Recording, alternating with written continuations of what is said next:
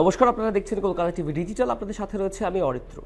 এবার দেশের গণ্ডি ছাড়িয়ে বিদেশে গিয়েও সাইবার প্রতারণায় যুক্ত হয়ে পড়েছেন বাংলার মানুষজন। ভয়ঙ্কর খবর, জানাবো আপনাদের পুরো বিস্তারিত। মায়ানমার কম্বোডিয়া ভিত্তিক আন্তর্জাতিক সাইবার প্রতারণা চক্রে যুক্ত থাকার অভিযোগে 7 জন বাংলার বাসিন্দার বিরুদ্ধে এফআইআর।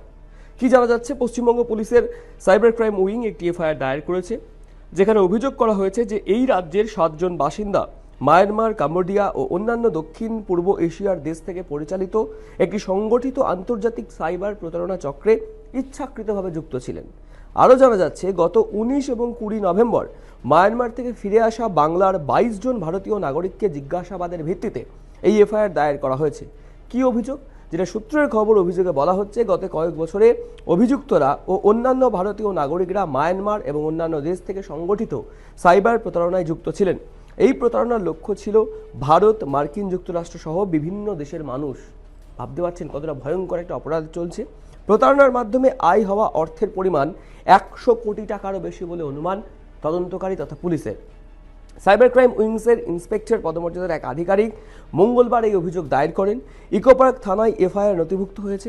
ভারতীয় নয় সংহিতা অর্থাৎ বিএনএস এর একাধিক ধারা, যার মধ্যে রয়েছে 318 ক্লজ, 319, 308, 336, 143, 144, 145, 146, 61 ও 111 ধারা। অভিযোগ অনুযায়ী এই যে প্রতারণা চক্র, সেই চক্রের মাধ্যমে investment scam, matrimonial fraud, job fraud সহ একাধিক সাইবার অপরাধ সংঘটিত হয়েছে। পুলিশের যেটা দাবি যে এই নেটওয়ার্কটি মূলত বিদেশি নাগরিকদের নিয়ন্ত্রণে পরিচালিত হচ্ছিল।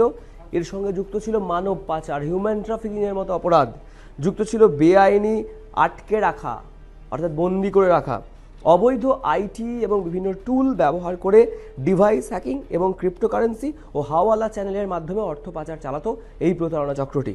অভিযোগে আরও বলা হচ্ছে, 13 নভেম্বর দিল্লি পুলিশের I4C শাখার ডেপুটি কমিশনারের পাঠানো একটি ইমেলের পর এই মামলার সূত্রপাত হয়।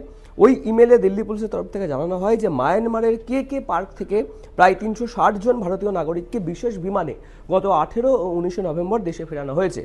তদন্তে জানা গেছে যে বেশ কিছু মিডলম্যান বা দালাল চক্র এই সমস্ত যুবকদের থাইল্যান্ডে ডেটা এন্ট্রি অপারেটর ও রিসেপশনিস্টের চাকরির প্রলোভন দেখিয়ে বিদেশে নিয়ে যায়। বিমানবন্দরে তাদের অ্যাকসেপ্ট করে মায়ানমারের কে পার্ক ও অন্যান্য এলাকায় পাঠানো হয়। অভিযোগ, অনেককেই জোর করে আটকে রেখে ভারত সহ বিভিন্ন দেশের নাগরিকদের টার্গেট করে এই বিরাট সাইবার প্রতারণা চালানো হয় এই বিদেশি চক্রের মাধ্যমে। একাধিক তদন্তের জন্য এই অভিযোগকে এফআইআর হিসেবে নথিভুক্ত করা হয়েছে এবং সাইবার ক্রাইম উইংয়ের তরফ থেকে এই গোটা ঘটনার তদন্ত চালানো হচ্ছে যে কিভাবে কারা বাঙালি যুবকদেরকে ফাঁদে ফেলে এই এত বড় প্রতারণার সাথে জড়িয়ে দিয়েছে।